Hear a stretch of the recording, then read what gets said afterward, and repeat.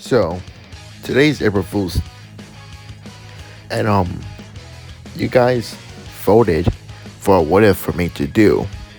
Now, if you don't remember, the last video I made is like I asked you guys to vote for 3 videos, but only one of them could be picked through April Fools, and the other two they won't be gone forever. They may come around May or June. But nevertheless, welcome back to another video. Today we'll be doing what if Moro turned good. Now, I checked this one specific comic saying that they could use the super drunk balls, right? Well, I want to be honest with you, and I want to get this out of the way real quick. I do not like using the super Dragon Balls or any Dragon Balls to turn people good because it's just really unrealistic and it is something like another YouTuber will do. Okay, it feels good to let that out. Okay, now, since I got that out, let's talk about how can he turn good without the Dragon Balls. Well, I think of one good reason, and it took me a while to figure out this, but I felt the most only perfect way to do it. I just change 7-3's personality. Now, as you may all know, we don't know 7-3 is. I mean, we do, but not much like his backstory or anything. We did know he was created by one of those poachers. We do know that he could copy people's abilities when grabbing their neck. He has it for 30 minutes. And yeah, we're going to change his character a little bit more, dive deeper. Instead of being created to be evil and all, instead, we will say that the reason he's been set to a prison is because that he's the first android that was able to rebel against one of those poachers. He is good, but he's been forced to do evil things that he doesn't want to do. So he was out of control. He's able to go to the prison, and he wants to stay in the prison so that way he don't has to hurt anyone. But of course, Moro's gang has to force him to do whatever he wants, otherwise they will kill him. And 7-3 not wanting to die or anything, he has to do what they say. So in a fight with Gohan and Piccolo, he does hesitate. Now, not that we change a little bit, let's get this story rolling. We started off where Moro has about to fight Goku and Vegeta after 7-3 taking a lot of damage from Piccolo and Gohan. Well, at this time version, Gohan and Piccolo noticed that 7-3 isn't fighting back seriously, and he doesn't talk that much, but I'm assuming that he talked lately a little bit, and really they could tell that he's hesitating, so they do try to talk him out of it, telling him he knows that he doesn't want to do this. They told them they don't have to do this, they could just end this peacefully. 7-3 does hear them out, but he still continues fighting. Doesn't want to die or disobey Moro as much as he hates to do so. But of course he does want to rebel against Moro, but he's not strong enough to do so. He still has more abilities, but he knows that it's probably not going to work against someone like Moro. But in the original, he still gets badly damaged, but not as much in the original. Moro takes 73 to the ship, and the battle plays out the same as canon. But this time, one thing just changes. When Moro ate 73, he begins to transform. And this is where the 73 personality begins to rub in on Moro. Yeah, you see what I'm going with now. When Moro transformation is complete, he felt weird. Yeah, he felt overwhelmed with the new power he has, but not just that, but he also felt something else within him. And everyone else senses it too. They somehow sense good within Moro. Of course, he had both combinations of evil, but since he's 8-7-3, he has part of the good side of him. Or what makes things worse for him is that 7-3 has absorbed both Gohan and Piccolo's abilities. And we're going to assume that this will also change his personality as well, which is even rub his even more. Right now, Moro is just dumbfounded and confused. He doesn't feel like killing anyone anymore, but at the same time, he does. And Vegeta and Goku does notice it as well. Of course, Vegeta wants to end Moro right here now using his Force Vision Spirit. And when he does attack him, Moro defends himself and he's able to copy his abilities as per normal. Of course, he doesn't kill Vegeta, he just knocks him out cold. And really, everyone was just still looking confused too, because Moro didn't even try to kill Vegeta, he just knocked him out cold.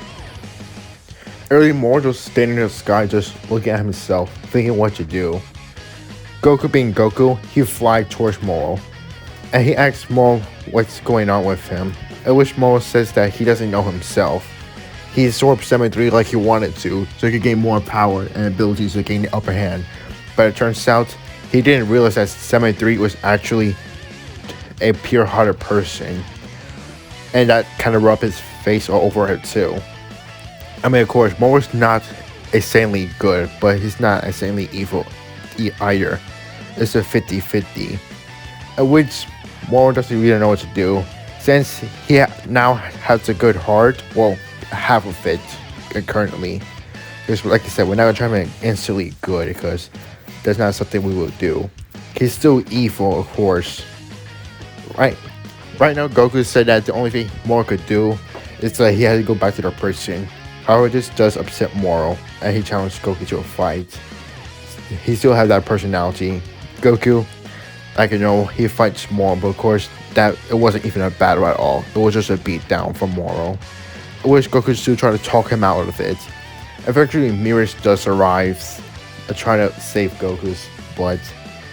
But of course, Moro didn't kill anyone this time or badly damage them. Did he still put it a barrier as normal, you may ask? Well, he didn't actually. So everyone was healed with the sense of being by Krillin and Dende. Now, as for Mirage fighting Moro, Moro doesn't even... He does fight back actually, but Mirage still trying to trigger Goku to using Ultra Instinct, but until Goku stops him, saying that Moro is not even evil anymore, which Mirage actually realizing this too, and then he actually tried to talk to Moro as well, saying that since you don't have to do this anymore, it's over, he lost already. And at this point, Moro already knew he lost as well. So really, besides, for some reason, he actually felt guilty as well, which just does disgust him. Eventually, he powered down because really, he can't do this anymore. He cannot be an evil, gold-eating person if he has pity for people. So Mirage give Moro an option. He could either go to the prison, or he just had to end him, or he just gotta let Vegeta end him. Really, Moro doesn't really want to die because really, and we saw him that he was a coward. So right now he's just probably trying himself in because really he has no other way to think to do. But before he goes to the prison and leaves Earth, Goku said that if Moro ever leaves the prison, he should come to Earth and train each other. Which Moro just shrugs, not really care, and they just left. So really the arc just ended just like that. Now really, what will happen next in the Moro arc? Well, after the Moro arc, this is supposed to be the Granola arc, but really I plan to make this part 2 and 3. So I decided we're going to continue to do GT. Of course, GT is not canon, but it's a good opportunity for me to do what if GT happens after Super. So consider this a 2 what ifs in one video. Now, as you can see right in the thumbnail, it says right there, what if GT happens after Super. I just added it now, so lol. Besides, it is an April Fool's what if, so I'm not gonna end it just like that. So right now, in a few years time skip, we pretend that the Granola arc doesn't exist and just Moro is the only last arc. So while Goku was training with Pan and Goten, out of nowhere, everyone sensed a powerful energy. Of course, it's the Galactic Patrol ship, and then came out as Mirage and of course Moro. You see, it turns out that Goku was actually trying to get Moro out of prison, so he tried to convince him to stay on Earth, which Moro was supposed to leave by now and 2 years ago, but he decided to stay because really he wants to think about some stuff. So this whole time he haven't done anything bad in the prison. He just stayed neutral. He actually behaved a little bit well. Well, not too well because he still kills a bunch of prisoners and guards lately. But either way, he's pretty much good right now. Alright, now when he runs on Earth, the first thing he wants to do is see Goku because really he actually wanted to fight him because Goku did promise him before he left the prison. He said he wanted to fight him again. And of course, that's what Moro planned to do. So when he arrives on Earth, everyone's shocked, but Goku just smiles at Moro. Moro just smiled back, saying that he here to fight him or what. Which Goku nods. He powered up Super Saiyan Blue. Moro was just confused. Why not Goku use that Ultra Instinct form? Which Goku said that he wants to test his power. He wants to test himself first. Moro takes that as Goku being cocky. So he attacks Goku and the two begin to fight. Moro has a slightly advantage because due to him having like magnesium powers and abilities such as Piccolo's abilities, Gohan's abilities, and Vegeta's. Not only is he able to drain energy, but he's also take them away at the same time. So it's like a double energy drainer. But Moro really don't have to train at all because, like I said, he's been stuck in a box of prison. The reason why I say slightly advanced is because this version of Goku, he trains for so many years. And not only that, but he's able to master his Master Ultra Instinct form, the silver one. But really, that form is just called Ultra Instinct regularly. It's not called Master or anything. And this is, and the white hair is still the incomplete version, which the manga says it. I could be wrong, but I 100% sure they did, which is a ripoff. But right now, Goku's actually holding his own against Moro, which Moro is completely surprised. He was nothing when he first fought him, when he got to this new transformation, and now somehow he's able to keep up with him. At this point, Moro is pretty much getting angry, but at the same time, he is actually slightly enjoying the battle. But of course, the battle became to stop and cut short when Bulma and Vegeta arrives. Vegeta seeing Moro gets angry, but he already knows the situation, so he just shrugs this off, seeing this just like still pretty angry. Now, everyone still plans to go to the tournament because Goku still heard that Oop is going to be there, and he wanted to ask everyone to join. Sadly, Moro's not joining because, as I said, he is neutral right now. He's still pretty much evil and good, but some of that evil side suppressed a few years. So little by little, so he's gonna be like Piccolo, like flying around into mountains, meditating, training by himself. Like he actually wanted to train now after seeing Goku get more stronger. And he does think about it like he's still energy and he cannot steal energy anymore because then everyone sees him a threat, go back to his evil ways. And that's the thing. He wanted to go back to be evil, but really he can't because his good side is suppressing all of it.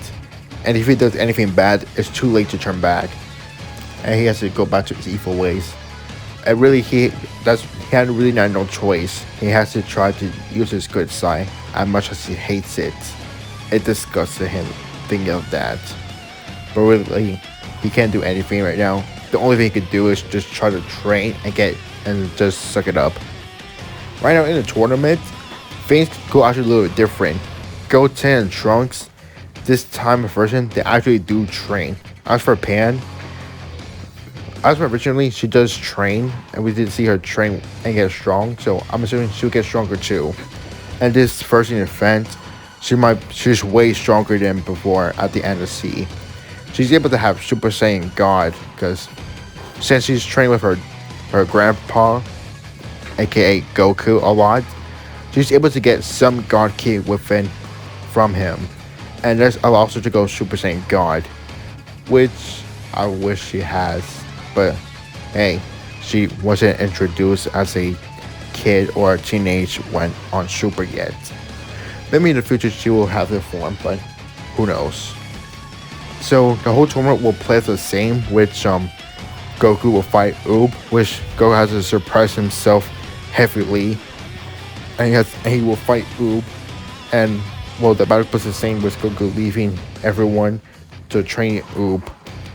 And that is the end of the NFC arc, at least for now. The next arc will be the Dragon Balls. But of course, the Dark Star Dragon Ball arc will not happen at all because, for one, the Pilaf gang, they're not old people. They're just kids at this point. And I'm assuming that they might be teenage, not gonna be their old age self, their old people self. So I'm assuming they will stay as kids for a long, long time, at least for the time being. They might be adults already. So yeah. And at this point, they don't want to steal the drag. They still want to steal the Dragon Balls. Sorry, I'm stuttering right now. But anyway, the next arc will probably be and Super 17, and you might see why. And anyway, hope you guys joined this April's Fool's What If.